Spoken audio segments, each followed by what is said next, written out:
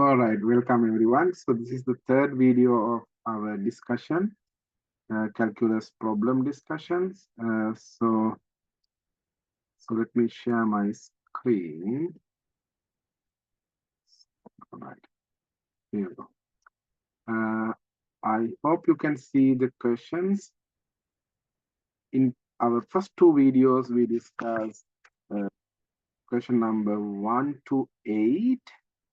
So these are the practice problems, we did in first two videos. Please check those two videos before you watch the third one, so which is this one. Okay, so in this video, I'm going to discuss question number 9. It has two parts, and question number 10. Okay, so those two questions I will discuss in this video. The last video, which is our video number 4, I'm going to discuss question number 11, 12, and 13. Okay, so all are integration questions. Okay, so let's see the question number 9. If you see that question, use the theory of section 4.1. What is that? So it's all about using first and second derivatives. You use first derivative to identify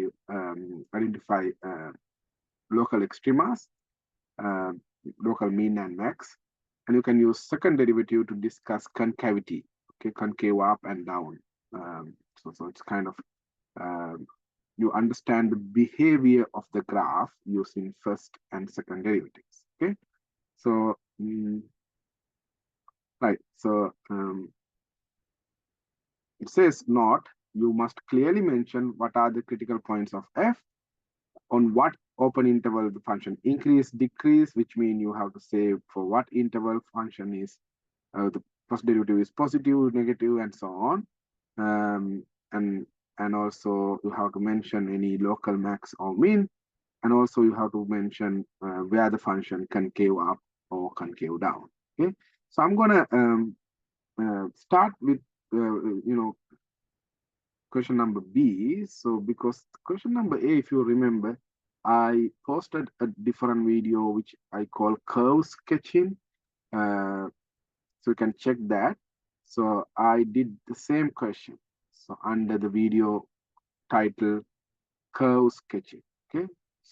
But I will do that in here as well. So I'm going to start with B and then go to A. Okay. All right. So I'm going to copy the question down because I'm going to use a different page. So it's x to the power 5 over 5, 8 over 3x3 plus 16x. Okay. So I'm going to use this. All right, so this is black. So I'm going to use the black. I can use fx, x to the power 5 over 5, 8 over 3x cubed plus 16x. So that's the fifth order function. So you can find x or y intercept by plugging x equals 0 and so on. But let's me take the first the first derivative. Okay, you can take the first derivative, and it will be 5x4, and you have 5 in the denominator. 8 times 3x2 over 3 and 16. And if you simplify that, you get x to the power 4, 3 cancel out, 8x to the power 2, and you get 16. Okay. So now you have x to the power 2 minus, you can see if you use 4 square, you can get x to the power 2. 4 to the power 2 is 16, and the twice of the product, if you multiply x to the power 2 and 4, it's 4x to the power 2. The twice is negative 8. Okay, so that's a perfect square. That's where you have derivatives. I can further simplify because this is square difference. So I can write x to the power 2 minus 2 to the power 2 square. So I can write x to the x plus 2 square, x minus 2 square. Kind of a factorized form, the first derivative. You can see the first derivative positive everywhere, right? Because of the power 2 here you have. At 2 and minus 2, we have extremas because the first derivative is 0 at 2 and minus 2. Okay, so I can just mention it like if you plug 2 for first derivative, it's 0. If you plug negative 2, it gives you 0. Okay, but you see here, this is my negative 2, this is my positive 2. If you think about the first derivative, if you plug anything less than that, like x equal minus 3, what happens if you plug here and here? Minus 3. It's always positive. Anything in between like 0, it gives you plus again. Anything greater than 2 like 3, it's plus. That means I can understand minus 2 and 2 are not, neither local max nor local mean, but they are inflection points. Okay, you can clearly see it by if you take the second derivative. To take the second derivative, you will get, you can use this one to get the second derivative. Okay, you will get 4x to the power 3, 16x, that's the second derivative. And if you take 4x out, it will be x to the power 2 minus 4. And again, you can use the same square difference technique to write it as 4x, x plus 2, x minus 2. Okay.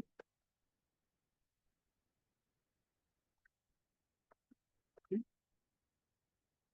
So that means you can see when you plug 2 to the second derivative is 0, second derivative also zeros at minus 2. X equal 2 and minus 2 are inflection points.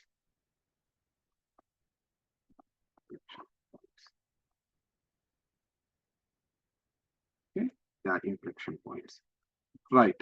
And also one more inflection point which we did not detect by first derivative, okay, which is 0. X equals 0 also, I can put like 0 as well. 2, negative 2, and 0. All three are inflection points. The second derivative is 0 at each of these points. Okay. Actually, 0 is also y-intercept because if you plug 0 for your x, you get y. So 0, 0 is inflection point in that case. Okay, so like that's the coordinate of the inflection point. And I don't need to plug 2 to your my function to see what's going on. So I'm gonna find that one here. This is my plan. So oops, I'm gonna use a nice even color. Okay, f of use okay, f of 2. If I plug f of 2, like it's like 2 to the power 5 over 5 minus 8, 2 to the power 3 over 3. I replace x with 3, so this is 60, x with 2, 16 times 2. So this is like 32 over 5. This is 8 times 8 actually. This is 8. So 64 over 3.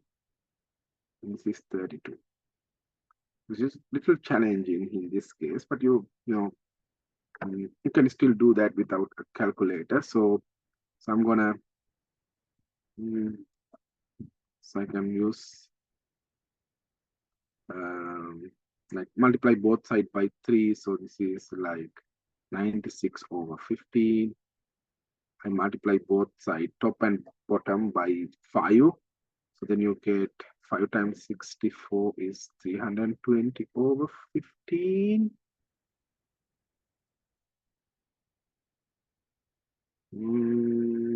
Yeah, 15 times 32, 480 over 50. Because I need to find the y coordinate at when x equal to, okay, at x equal to. So this is like, I can simplify all the numerators. So it will be 160 positive 256 over 15. That's what I got. Okay, that's the y coordinate. So in the test purpose, you may get an easy one, easy simple algebra, but you know, in a still you can do when in this case you just plug 2 for your x and you have some fractions to deal with, and you can get the y coordinate. That's f of 2. How do you get f of negative 2? So you can do the same thing. You just plug negative 2 for your x, 8 negative 2 to the power 3 over 3. It's 16 times negative 2 negative 32. This is negative 32 over 5. This is positive 64 over 3. This is negative 32 again. I can multiply by 3, so negative 96 over 15. If I multiply this by 5, 64 by 5 is 320. 3 times 5 is 15. So this will be 480, but this time negative over 15. Okay, so this will give me negative 160 is a negative 256 over 50.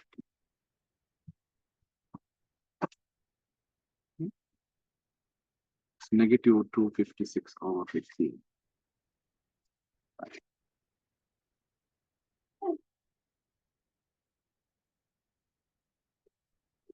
It's the same.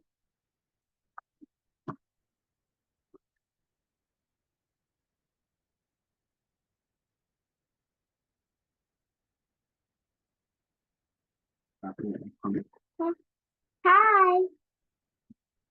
Okay, you can leave. I'll come. Okay.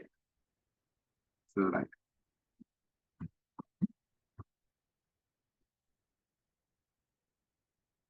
All right. All right. We got the inflection points. We know there's no maximum or mean, local max or mean. So I think we have all the information. So we can discuss concavity change, which we haven't discussed yet. So I know the second derivative. So let me discuss. Oops. Let me discuss that. Is it here? The second derivative. Probably this one I like. I'm going to use that. My second derivative was 4x, x plus 2, x minus 2. So I'm going to use this chart. This is my 0, minus 2, and 2. I can pick up any points in between, like, so I'm going to choose like minus 3 here. In between these, I can choose minus 1, here 1, here 3. So I'm going to plug for second derivative, I'm sorry, and I get the values, okay? So if I plug minus 3 here, this is minus, minus, minus, minus, minus, minus. If you multiply it to minus 1, okay? If you plug minus 1, you can think it's like this one will be minus, this one will be plus, minus. It's like minus, plus, minus. So it's overall plus. If you plug 1, it's minus. 3, if you plug 3 for your second derivative, what happened? You can see it's positive because all are positive. All the products are positive. So this is, now you can say this is concave down because second derivative negative, concave up, concave down, concave up. Right. Okay, So now we have all the information. We know where the function increase, decrease. Actually, the function is increasing forever. There's no decreasing situation. Concavity change at 0, 2, and -2. Okay. Right. So let's see how to draw that. So I'm gonna do a shape. Oops. Maybe.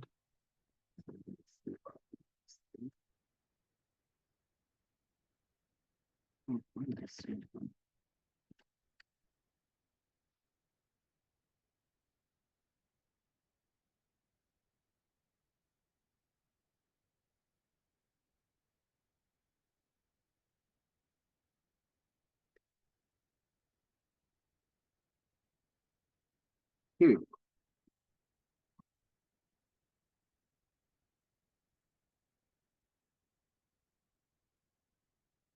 this is your 0. Now I can mark it here 2. This is -2. I know at 2, I got the very big value, like, so at 2, it's 256 over 15.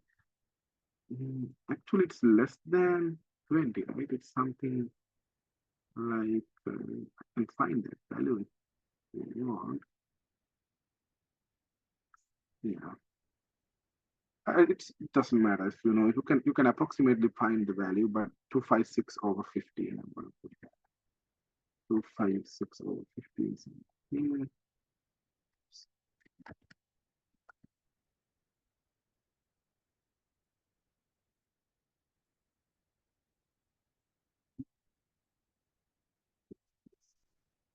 Oh, it's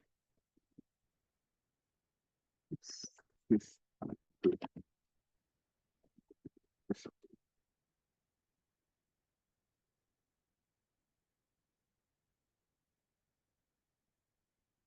-256 over 12, 15, right? 15. This is 256 over 15. These are the points, and I know this is fifth order. Like, you know, the power is leading. The degree is x to the power 5, like fifth order. The leading coefficient is actually 1 over 5. So I know the end behavior is really coming from here, going down like that. Okay. So the graph is concave up greater than 2, and it's changed to concave down. So it's like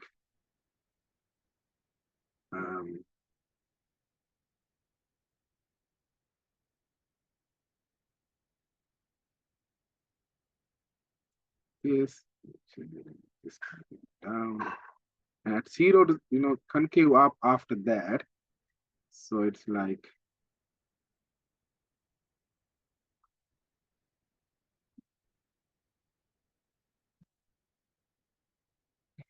okay.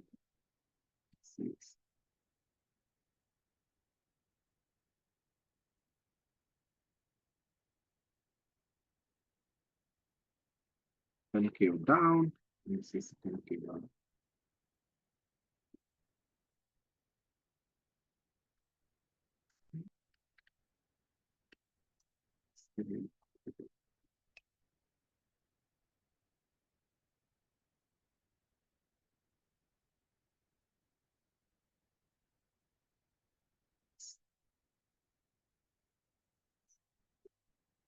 That's how exactly it looks like. You can see this is concave up, concave down from here to here, and here to -2 to 0. It's concave up again, and after that concave down. See, that's roughly how it's look like. Okay, so it's monotonically increasing. Okay, it's increasing forever for all interval, negative infinity to positive infinity, because your first derivative is positive for all x in given limits. Okay, so that's the first graph. So we'll see how to draw the second one. Okay, so this is all the work you can see. Right. So I'm going to discuss the second one. So let me show you the second graph. X to the power 4 minus 4x cubed plus 10. Okay. Let's copy that. X to the power 4 minus 4x cubed plus 10.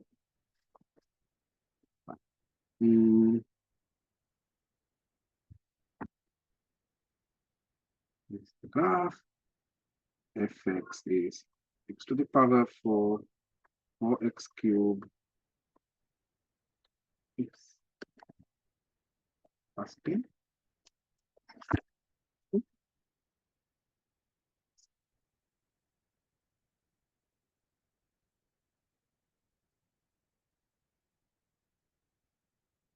Ranu, close the door. Close the door, Puti. I'm working, okay? So close the door and I'll come in a few minutes. Okay? I was just here to grab a few things. So, okay, so this is the part A. So if you take the first derivative, we have 4x cubed, 12x to the power 2. Okay? Yeah. So, and you can again factorize there.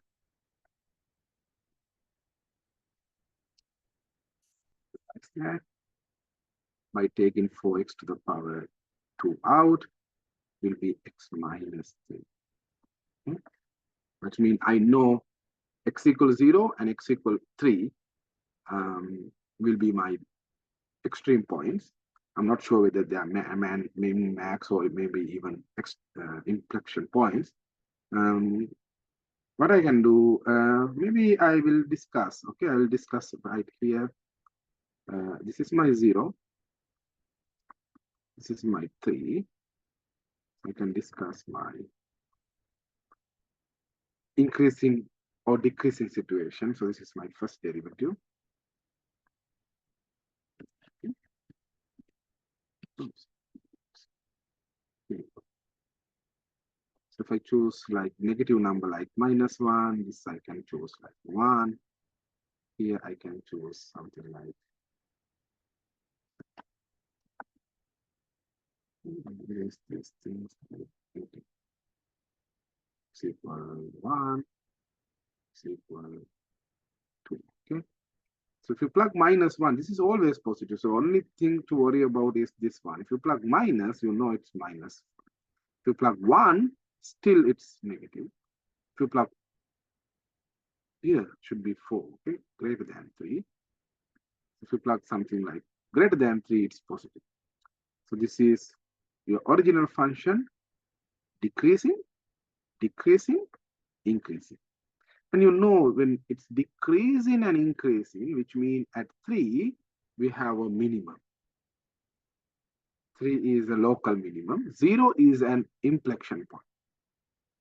Inflection point. Because it's like not first derivative, the sign of the first derivative change at that point. If I take the second derivative, I can see that actually. If I take the second derivative, I get 12x to the power 2 minus 24x. I can take the 12x out and x minus 2. So there's one more inflection point. I did not see it here. I only see as inflection point 0 there by looking at the first derivative. But when you take the second derivative, you can clearly see there's another inflection point, which is really, sorry, no, x equals 0 is an inflection point. 2 is also an inflection. To discuss concavity, I can choose numbers like -1, something in between 0 and 2, something greater than 2. So I can discuss the second derivative. Second derivative, you can see if I plug -1, this is minus, the both minus plus minus is plus. If I plug 1, this is positive. Positive times negative is negative.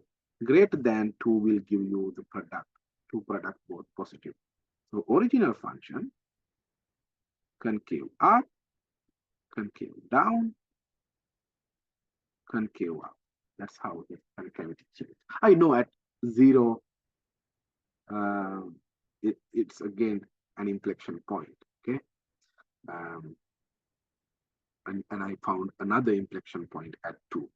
So now I know 3 is the minimum, 3 is the local minimum, so it's the only one on minimum, local extrema I have, and I want to think about 0 and 2 as well.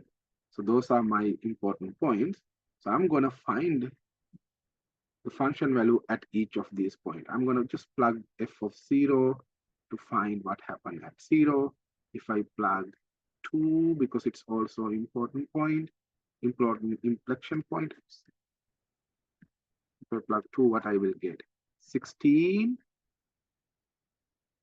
8 times 4, which is 32, plus 10. I get -6.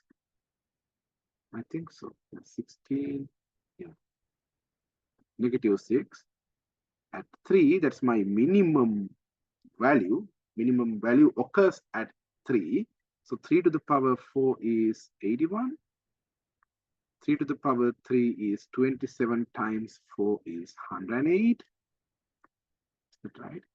20, yeah, 80, yeah, 108 plus 10. So this will be -17. That's the minimum. Okay.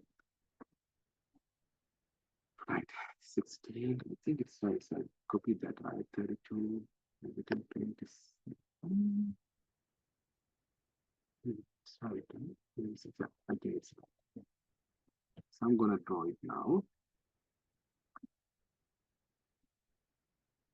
This is my graph.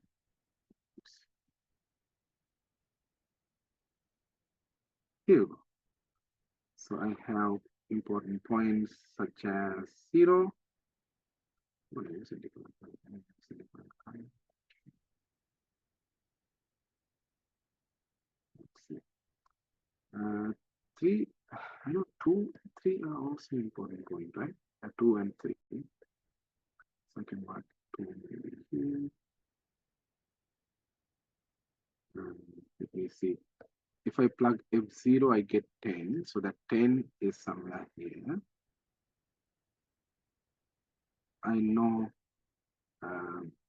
concave up from -infinity to 0, x equals 0, concave up. So it's coming like this. Coming like this, concave up, and it's concave down. So like this. This concave down. At 2, what is the value we got? F of 2 is -6. So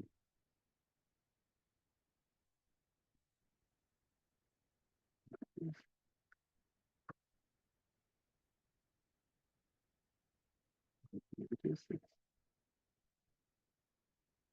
Concave down.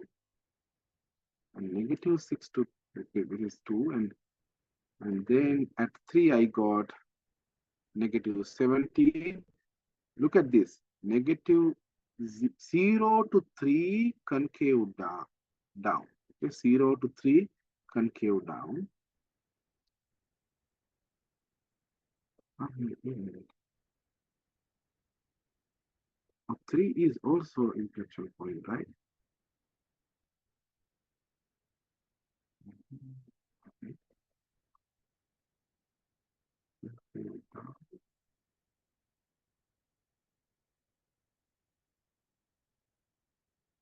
2, I know 2 is an inflection point, so 2 to 3 should be concave up. Okay, so that means this is concave down, and you have to start the concave up. This is 3, roughly 3. Okay, this is actually -17.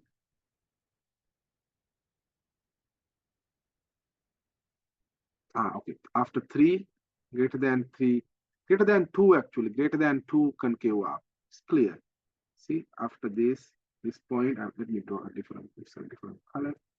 It's a black maybe. Here you go.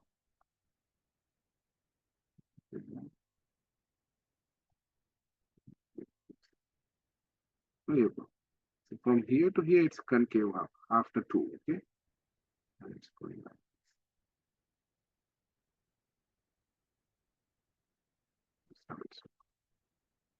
This right. This thing. This is negative 70. Okay. Concave up, concave down from here to all the way to here. Okay. And then start concave after 2 to infinity. Okay. Right. So this is 2 to infinity. Okay. Yeah, I think that's enough. That's the roughly how to draw it. Okay. The sketching x to the power 4 minus 4x cubed plus 10. Okay? Right. So please,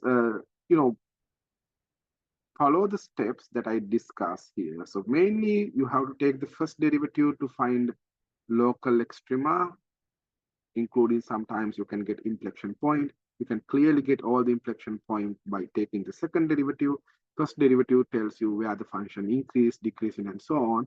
So you can see, if I did not mention that here, so you see from negative infinity to 0, it decreasing. See? You can see it's from this graph. It's decreasing all the way to here. Okay?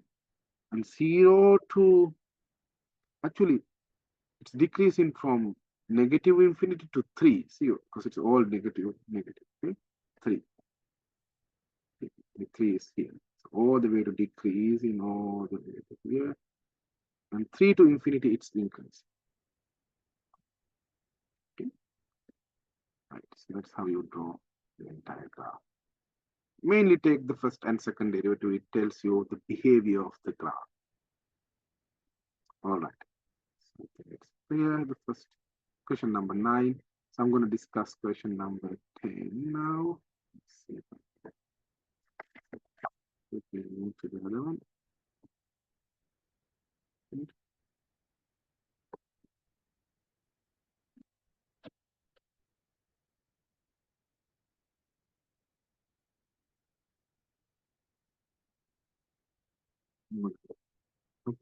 Yeah, so let me see if I can.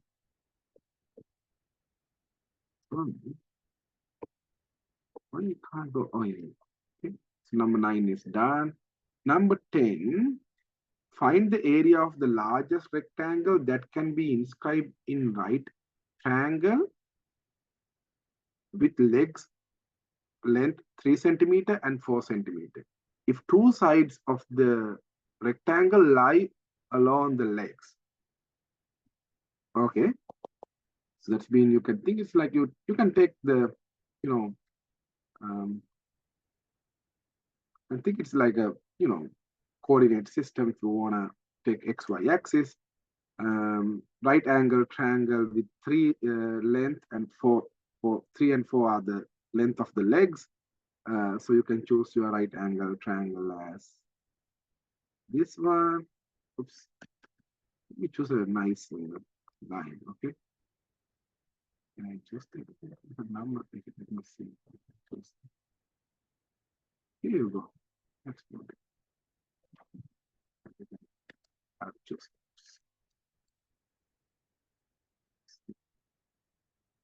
right.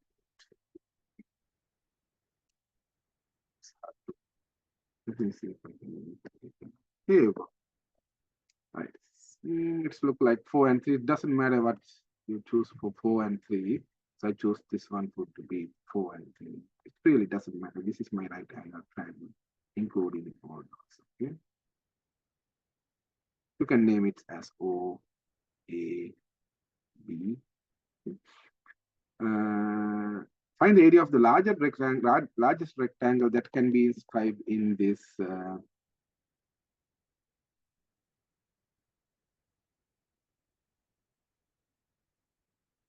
right angle triangle, right triangle with legs 3 and 4. If two-sided sides are of the rectangle lie along the red. So I choose this one is one of my, can I choose a different color? Maybe this one. Okay. This is one of my side, and I can choose this one to be my other side. This is my rectangle. Okay. You can draw different shape of rectangle. For an example, you can draw something like this. I don't know which one is the largest. Maybe this one. Okay. Whatever it is, you're gonna find for what is the length and width of the rectangle that can be inscribed. The largest rectangle that can be inscribed in this right angular triangle. The same way we discuss what is the largest area of the largest rectangle that can be inscribed in an ellipse, that can be inscribed in a semicircle, and so on. Here's the same idea. So you have to choose x comma y. That's x is your width of the rectangle. Y is the height or height, you can say the length of the rectangle. If you know xy, you know the area. So I want to make my product xy large as possible. So to the area of the rectangle is x times y, width times length. But I can't do any calculus if I have two variables. I have to write y in terms of x. That's the connection. You have to get the connection between x and y. So to get the connection, you have to use these points because that's their length. So I can choose my b. The coordinate of the b is 0, 3. Coordinate of a given as 4, 0. Actually, you can find the slope of this line, right? The slope is a negative, I know. The rise is 3. This one is the height. Overrun is 4, but it's negative slope. So I can write the equation of the straight line that connect A and B, which is my red, the line here, the hypotenuse actually. So minus 3 over 4x. What is the intercept? Intercept is 3. So this is my y-intercept. Okay. Now I can use a x times y, but my y is 3 over 4x plus 3. That's my area. The area of the rectangle change according to this quadratic function when I change the width of the rectangle. When I change the x, this is how my area of the rectangle that can be inscribed in the right angle triangle. So it changes, negative 3 over 4x to the power 2, and I have 3x. This is a quadratic function, and you know how to take the first derivative. It gives you negative 3. The 2 come down, so it's 4 cancel with that. It's come 2, and this will be 3. If you set it, you can set it equal to 0, and it will give you x equal the 3 go to the other side, actually 2. X equal 2. Just simplify by setting this one equal to 0, okay? And if you take the second derivative, this is actually the function of x actually. So this is a function of x, this is function of x, and so on. So second derivative is negative always. Look at this. If you take the second derivative of this, it's this. Second derivative negative means it's always concave down. So that means at x equal to a area of the rectangle is max. So the maximum area is 2 times. If you plug 2 for your x here, so what is the y value you get? You get negative 3 over 2. So if you plug 2 here, and I can put 3 plus 3. Plus 3 is same as 6 over 2.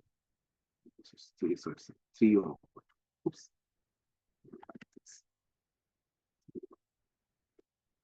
That's my height or length. So it's 3 square centimeters. That is the maximum. We can say A max. The maximum area that can be inscribed in this right angle triangle with length 3 and 4 is actually 3 square centimeters. So first you find the equation of the hypotenuse connecting the vertices A and B, and it gives you the connection between Y and X, and you use that to find the area of the rectangle used in terms of X variable, and you take the derivative to find what width gives you the maximum area. Okay, so the width should be 2, so length will be 3/2, which is 1.5. 3/2 times 2 will give you 3. Okay, I think it's clear. So I'm gonna stop the video here, and I will post another video, the last video, the 4th video, explaining question number 11, 12, and 13. All right. Thank you.